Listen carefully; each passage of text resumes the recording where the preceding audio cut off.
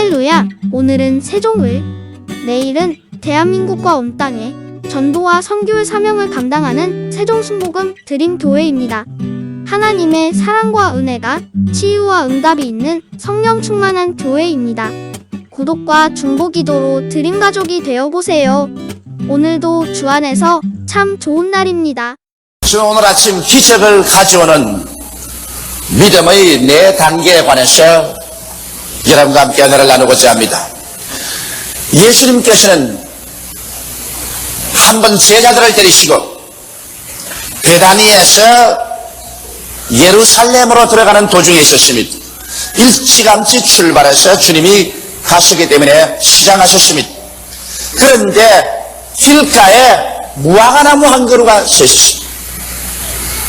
주님께서 그 무화과나무 밑에 제자들을 데리고 가셔서 무화과가 있는가 찾아보았습니다. 그러나 성경은 분명히 말하기를 그 때가 무화과의 때가 아니라고 말하셨습니다. 잎만 무성하고 무화과 열매는 없었습니다. 그러자 예수님께서 그 무화과나무를 보시고 엄숙하게 말씀하셨습니다. 지금으로부터 아무도 너에게서 영원히 열매를 따먹지 못하리라.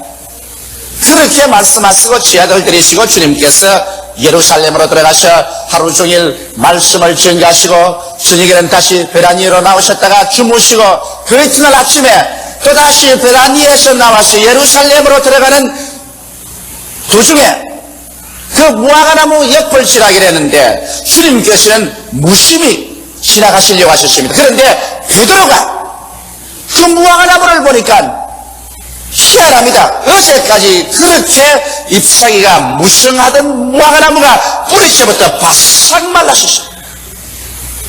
베드로가 신기해서 견딜 수 없었습니다. 주여, 주님께서 어제 저주하신 무화과가 말랐나요? 예수님은 이 기회를 이용하셔서 실물 교육으로 믿음의 위대한 힘이 어떠한 것이며 모든 사람들이 어떻게 믿음을 활용할 수 있는가, 그 비결에 대한 교훈을 말씀하시기 시작하셨습니다. 그때 예수께서 말씀하시기를 하나님을 믿어라. 누구든지 산들에 명하여 저 바다에 던지라 말하고 그것이 이룰 줄 마음에 믿고 의심하지 아니하면 그대로 되리라. 무엇인지 너희가 기도하고 구한 것은 받은 줄로 믿어라. 그리하면 그대로 되리라. 너희가 서서 기도할 때 아무에게나 혐의가 있거든 용서하라. 그리하여 하늘에 계신 천부께서도 너희 허물을 용서하여 주시리라. 이렇게 말씀하시므로 우리가 위대한 기적을 가져오는 믿음의 생활을 하는 4가지 단계를 소상하게 이곳에서 설명해 주셨습니다. 주님께서 우리에게 주신 이 설명의 제일 첫째가 하나님을 믿으라는 것입니다.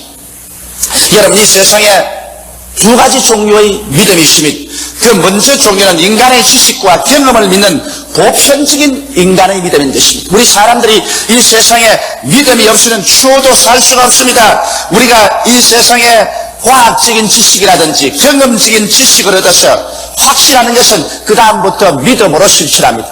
이렇기 때문에 여러분, 우리는 약을 믿습니다. 약이라는 것은 제약회사에서 과학적으로 약을 만들어서 시험해보고 그것이 효과가 있다는 것을 증명을 했기 때문에 우리는 제약회사를 믿습니다. 일일이 약이 나올 때 우리 집에서 시험관을 가지고 와서 분석하고 증명하려고 하지 않습니다. 제약회사에서 좋다고 약을 지어 놓으면 우리는 약방에서 그것을 무조건 믿고서 그 약을 사 먹습니다.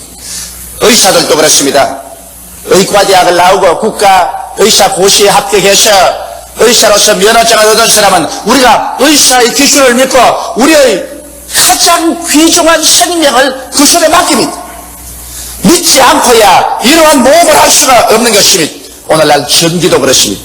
전기도 우리가 믿음으로 말미암아 여러 가지 전기장치, 라디오, 텔레비전, 전신 전화를 사용합니다.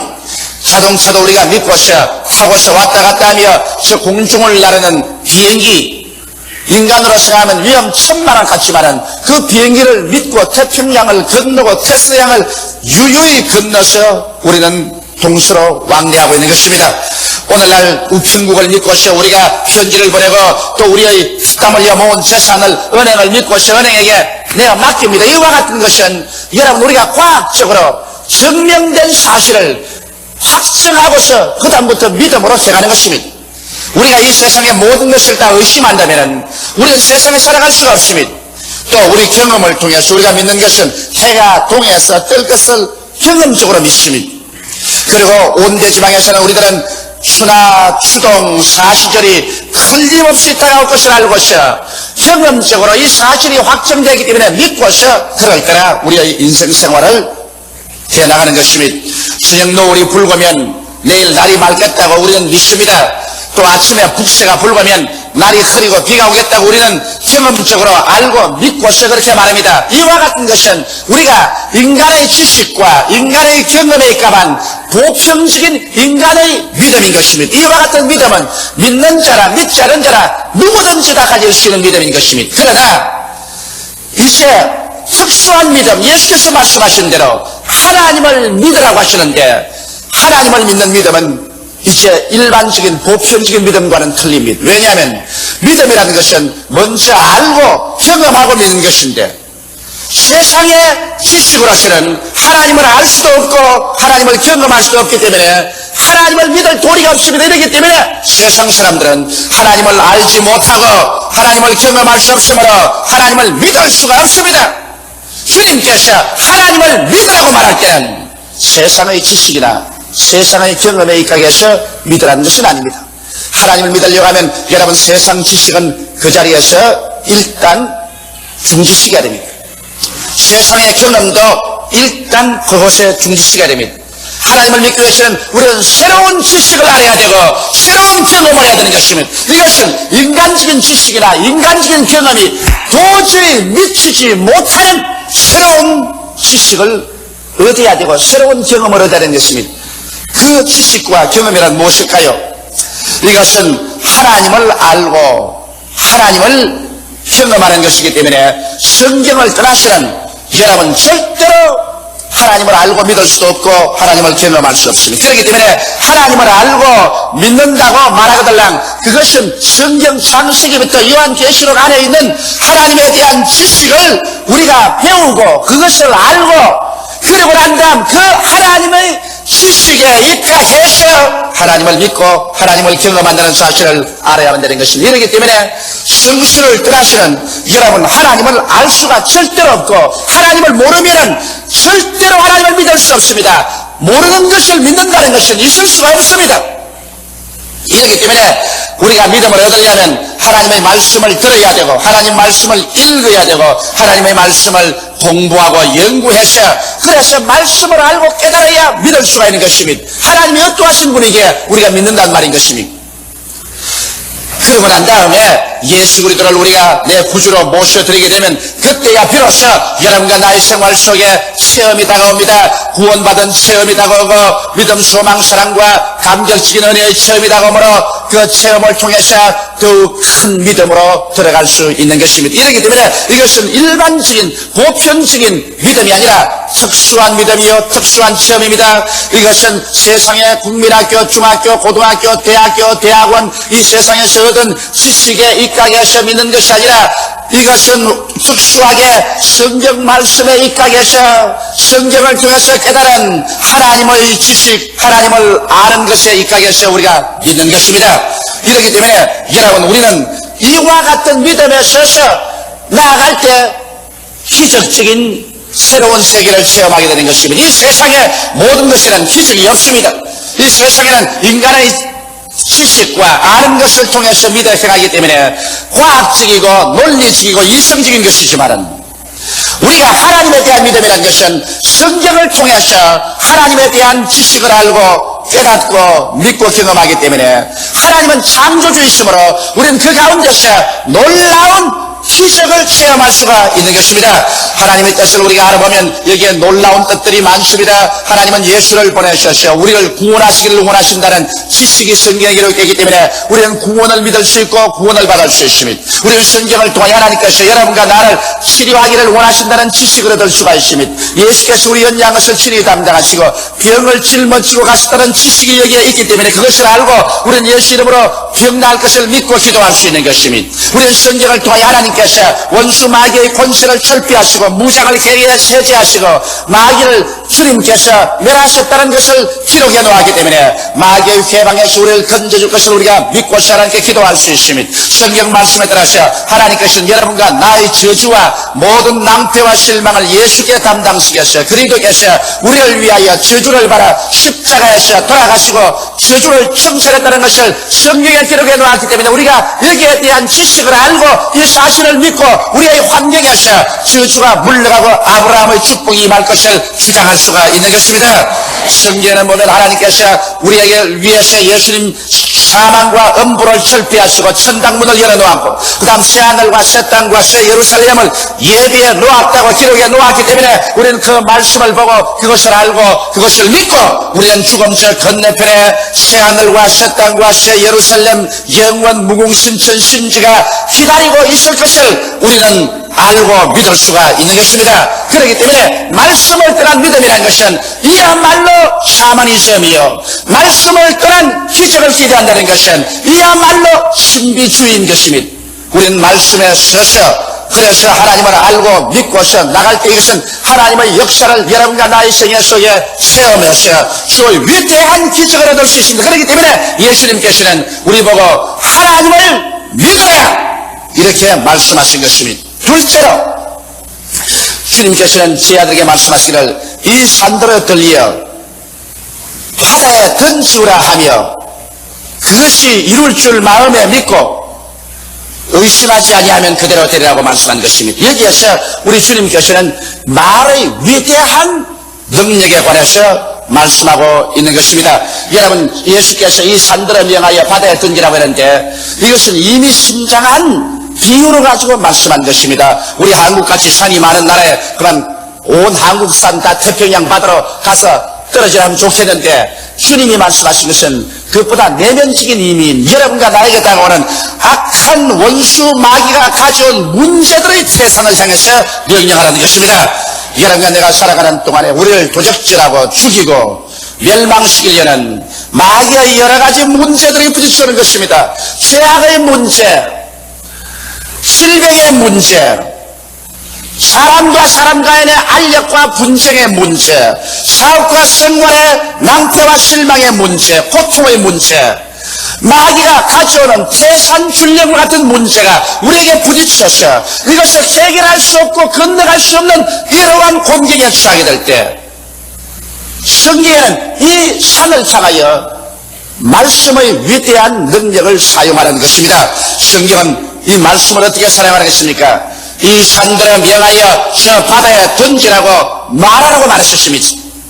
그러나 우리는 평생에 말을 해도 별로 역사가 없는데요, 이렇게 질문할 사람이 있을는지 모르겠어요. 그러나 성경은 마음에 의심하지 말고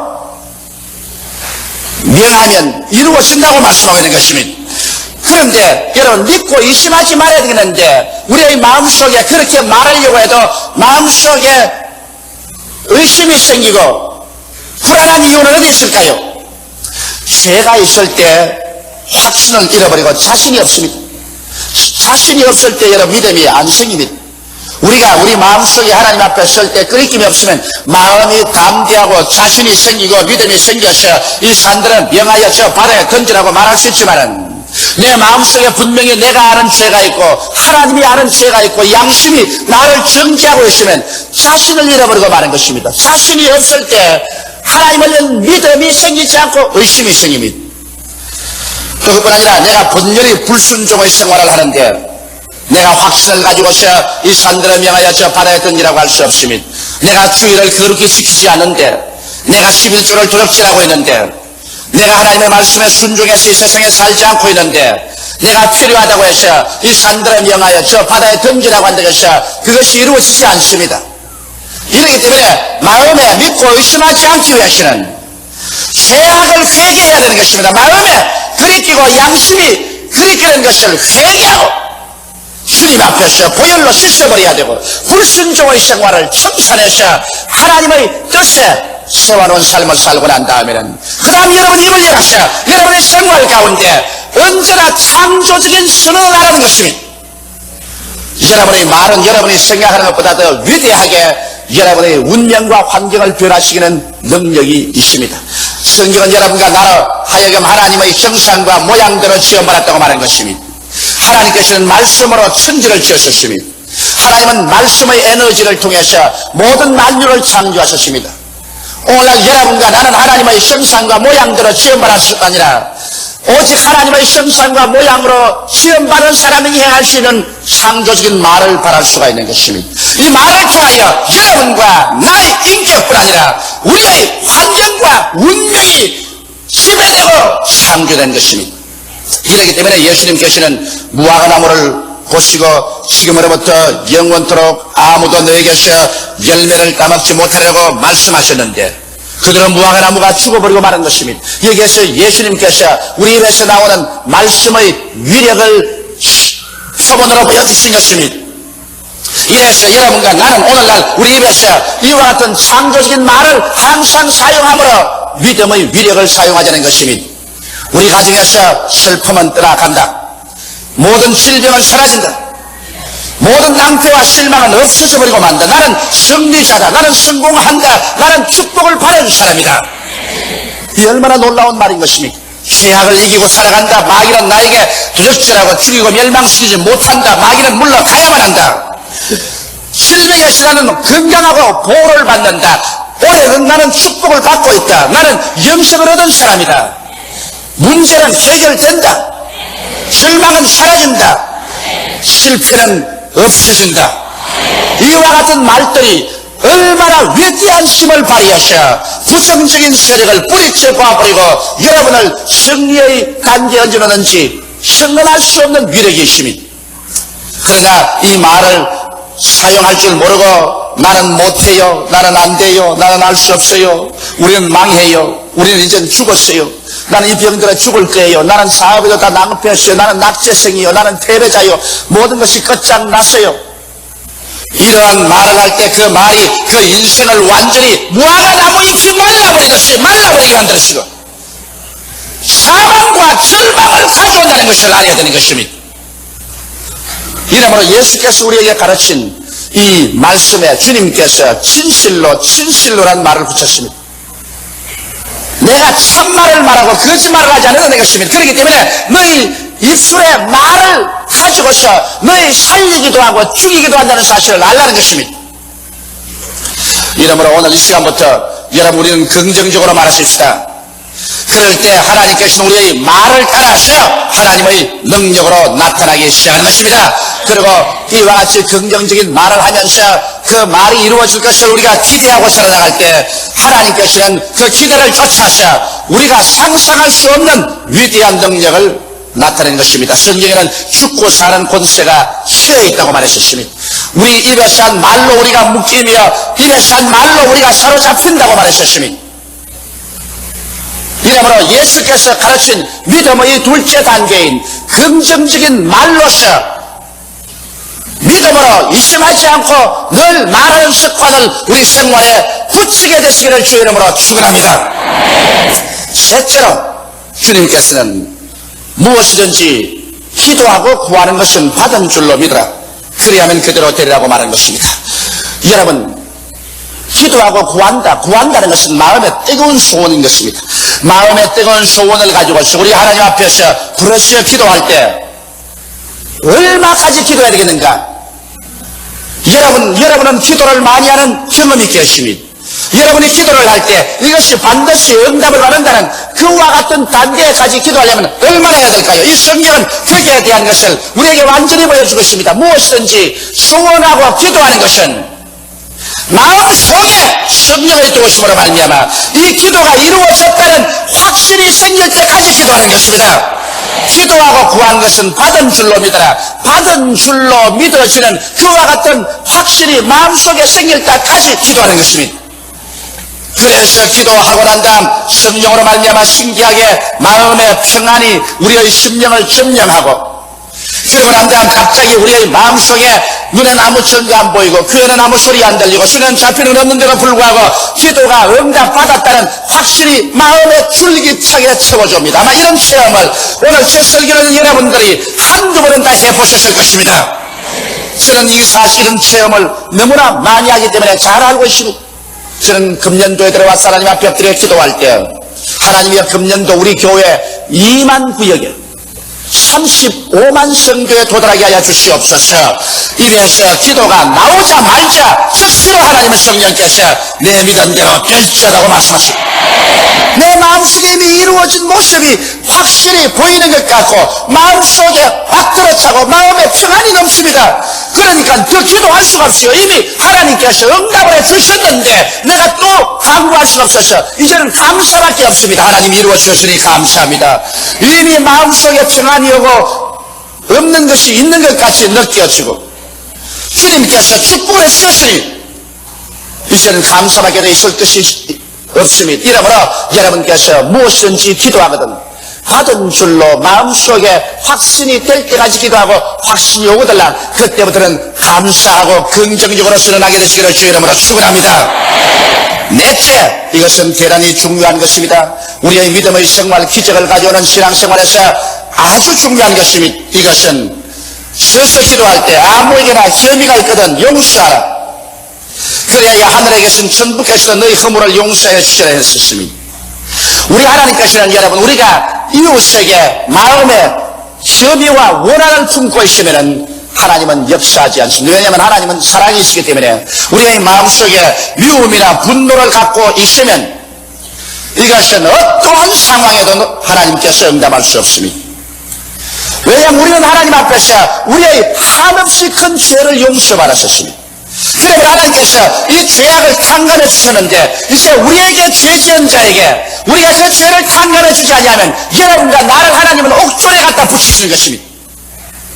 그 옥졸에는 무엇이냐? 바로 마귀, 질병, 저주, 고통, 괴로움 같은 옥졸에 갖다 하나님 붙여버리는 것입니다. 성경이 그렇게 말하고 있습니다.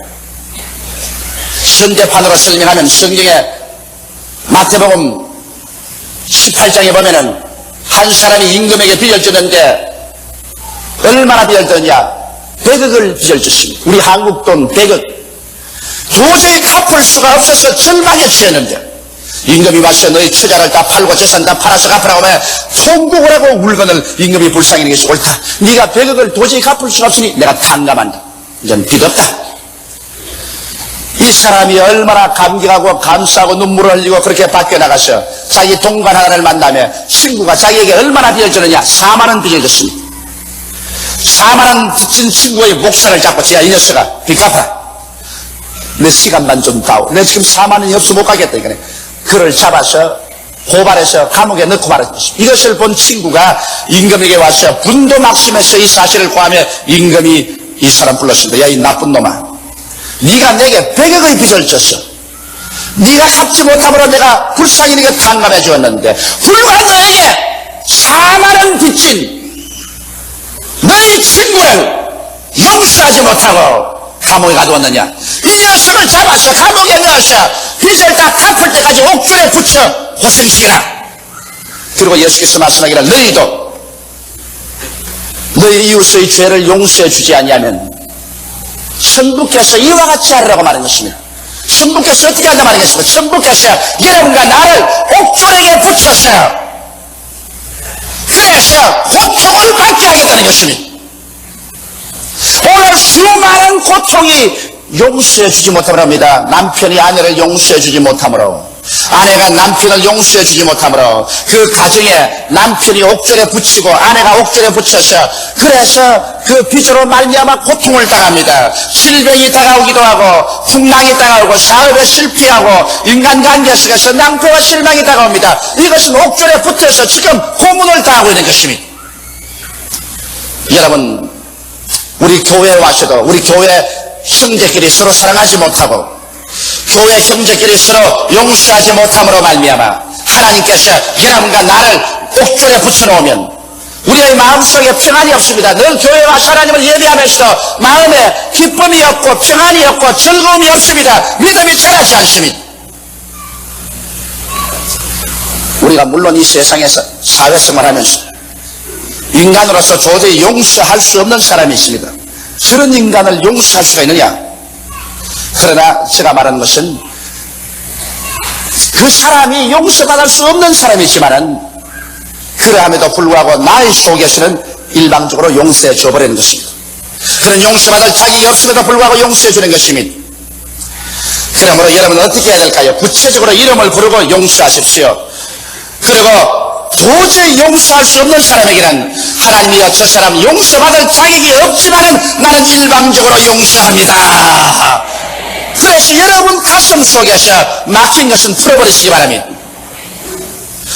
그래서 하나님 앞에서 한 사람 한 사람 이름을 부르고 예수의 보혈로 말미암아 용서해 줍니다고 그 사람을 용서해 줘버리면 이제 여러분은 하나님 앞에 책임이 없습니다. 여러분과 하나님 앞에는 맡긴 담이 없습니다. 오직 그 사람하고 하나님하고는 문제를 해결할 일이 태산같이 많을지라도 여러분은 이제 하나님 앞에서 맡긴 담이 없습니다. 용서할 때 하나님의 용서가 여러분의 것이 되고 하나님과의 맡긴 담이 흐르지고 여러분의 믿음의 비상한 능력이 역사하고 여러분을 도적질하고 죽이고 멸망시키려고 하는 옥졸인 원수 마귀는 한 길로 왔다가 일곱 길로 도망을 쳐버리고 말 것입니다.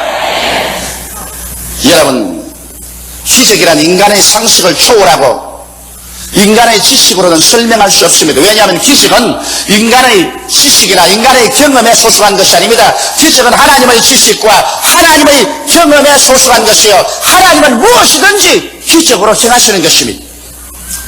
이렇기 때문에 우리가 오늘 예수께서 말씀하신 대로 하나님을 우리가 믿고 우리가 창조적인 선언을 할 줄 알고 그리고 우리가 기도하되 마음속에 받은 줄로 확신이 올 때까지 기도하고 확신이 있을 때는 그 믿음으로 감사하고 그리고 우리 이웃에게 원한 준 것을 우리 편에서 예수 이름으로 용서해 줘버리고서 마음에 홀라분하게 주 앞에 서 있으면 여러분이 일어서고 앉는 것마다 하나님께서 오늘날 또 성령으로 같이 하셔서 기적이 일어나게 되는 것입니다.